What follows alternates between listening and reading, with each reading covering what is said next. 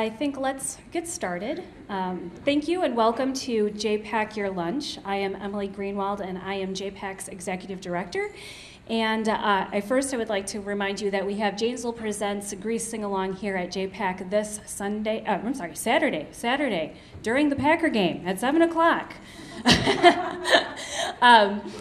It's going to be a great time, and I'd like to thank our sponsor, Switz, for making that possible. And so come in your 50s-inspired costume, be ready to sing along to the lyrics. If you don't know the words, don't worry, they're on the screen for you, so you don't even have to think. All you have to do is have a good time.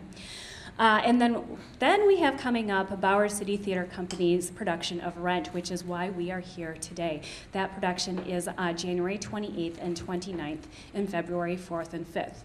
And now I'm going to put a different hat on. I'm not your JAPC Executive Director. Now I'm a dramaturg. And you're probably saying, what on earth is a dramaturg? Well, a dramaturg is basically a theater historian that larger theater companies employ to help shape the world of the play.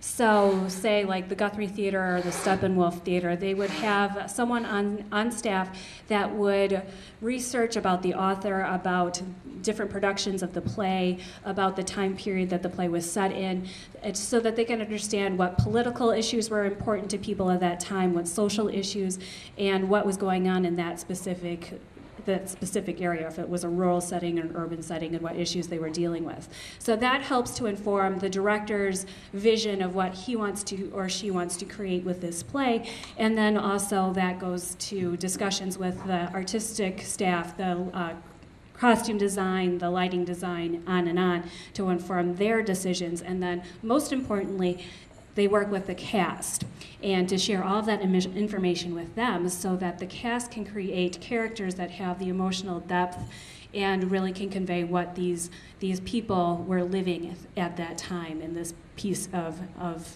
the world that the playwright has created. So I write an article for The Messenger, and in that, and also for the JAPC newsletter. And so I knew that there was a connection between La Boheme and Rent. And other than seeing both productions and knowing kind of the characters and some of the scenes that were taken apart, I really didn't have a great understanding of how this story came to be. And so I thought, I will delve into that and write about it. And so it's actually a very, very interesting story, and I will share it with you now. Rent opened on Broadway actually almost exactly 15 years ago at the end of this month. And in some ways it was overshadowed by some of the controversial, or in some circles determined controversial subject matter. There were openly gay characters on stage. There were people who are junkies and ex-junkies in the play. There are people living with HIV and AIDS, and there are people who are homeless, and really all of the Rent cast is about to become homeless. Just one moment, my assistant needs a little attention.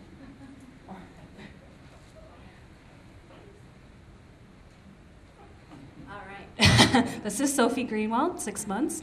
Second JAPC Your Lunch she's attended. So what I've always felt is that sometimes the message, the true message of Rent was overshadowed by some people saying, oh, this is such a controversial play.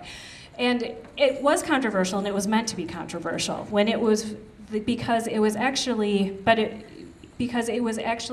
based on Puccini's opera La Boheme, which opened February 1st, 1896. So almost exactly 100 years to the day that Rent opened, Puccini's opera had opened.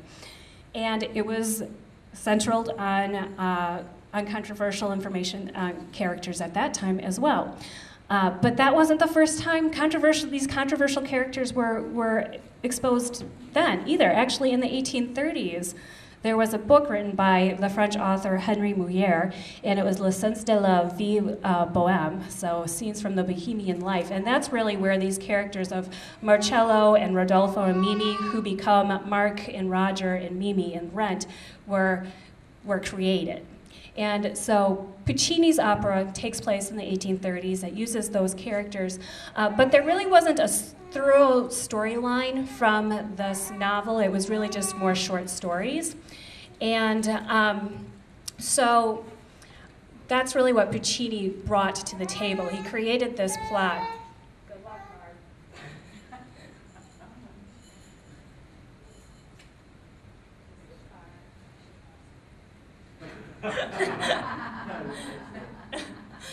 So, where was I? Okay, Le Sensla de la Vie Boheme. So he took that, from that he really created the plot that is now the basis for both La Boheme and Rent. La Boheme centers on the story of a colony of young artists, and they are pretty much starving for the art, but they are unyielding in their dedication to their art. They're in this kind of broken down apartment building, and their roommates Marcello and Rodolfo. Marcello's an artist, Rodolfo's a poet, and their friends that are philosophers, musicians, other people who are not making any money but really enjoying their art.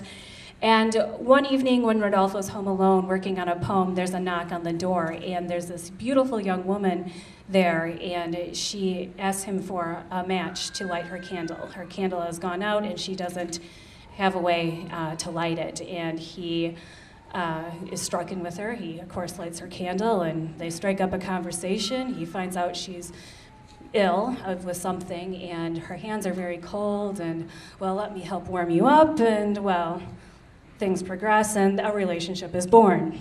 And Mimi is a very flirtatious young woman. She has consumption, and there's things that she needs, and she's not shy about using them, her feminine wiles, to get what she needs. And that, of course, creates conflict between Rodolfo and Mimi. They break up, and then Mimi's condition worsens. She's really in her final days of her illness. Rodolfo feels terribly guilty because he wasn't able to provide her with a lifestyle that would have given her a chance to at least live a longer, more comfortable life. And so they get back together, but of course it's opera, so there's a tragic ending. So fast forward to the 90s, and there's this young kid, Jonathan Larson. He's in his early 20s, and he wants to write this great musical that is going to bring musical theater to the MTV generation. And what does he pick for this basis? The story that's 150 years old, which I always find very interesting. He wants to be cutting edge, but he picks something 150 years old to do so.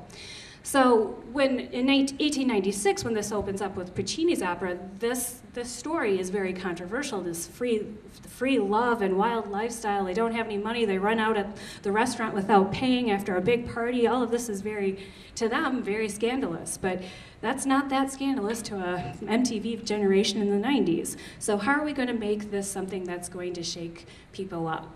And so Jonathan Larson chooses to place it in the East Village, again with young artists, but instead of Marcello, he becomes Mark, and he's a documentary filmmaker instead of an artist. Rodolfo is not a poet. He becomes Roger, and he becomes a rock musician. Mimi is still Mimi, but now she's an exotic dancer. So, and Roger is an ex-junkie. He's just found out that he's living with HIV.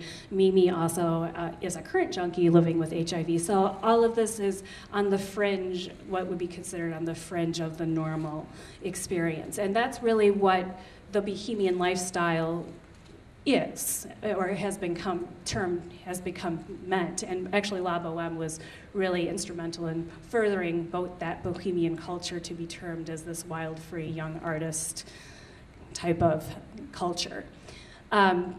So Jonathan Larson actually spent 7 years writing La Boheme. He started writing with a partner, and they started having creative differences. The partner was losing interest, and he said, hey, can I just take this on as a project on my own, and if anything comes of it, you can have some royalties. It's like, okay, sure, both thinking, it's a pie-in-the-sky dream, but I'm going to keep working on it. Jonathan Larson wrote over 100 songs for Rent.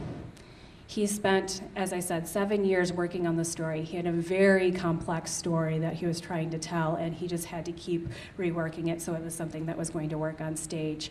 He did several different workshops with with actors in New York that eventually became some of the original cast members of the Broadway production. January 28th, 1996, the production was slated to open, and just like in opera, there was a tragedy. Jonathan Larson was 29 years old. He had an aortic aneurysm and passed away. The day before his show opens on Broadway, he passes away. He never sees that he really achieved his goal of creating this musical that was speaking to people in their teens and 20s and 30s, getting them into the theaters the way very few musicals really do. I would say probably Hair is one of the other ones that was successful at doing that, but in general, there hasn't been something that has spoken to a generation in that way. And for me personally, I was in that MTV generation. I saw the production in Chicago. And at the time, you know, I saw it with my parents, as I see all racy material, and even to this day. And you know, at the time we said, this is great, but this is an urban problem. We don't have these issues here in rural Wisconsin.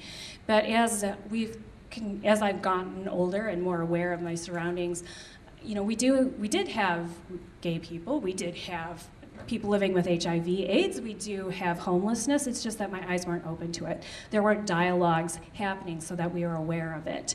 And even a few years ago, I thought, well, now rent's kind of dated. You know, those issues aren't as important to us anymore. But in fact, I think they're more important because it's a part of our everyday experience and we're aware of it. And there's great organizations like Community Action here, who we'll hear from in a little bit, that aren't just telling the story, but making sure that the problems don't continue, that are giving people an opportunity to break the cycle and get the services they need, and so that we are living a season of love, as Jonathan Larson wanted to. He said in that piece, he asked, how do you measure a year in a life? And he suggests that you measure it in love. And if we look back, hopefully in 2010, and think about our own lives, is there more evidence of love in our lives, or is there judgment and hate? And he wants us to choose love instead, and acceptance, and to help each other. And I think that's really the message of Rent, and that's what makes it so poignant for so many people.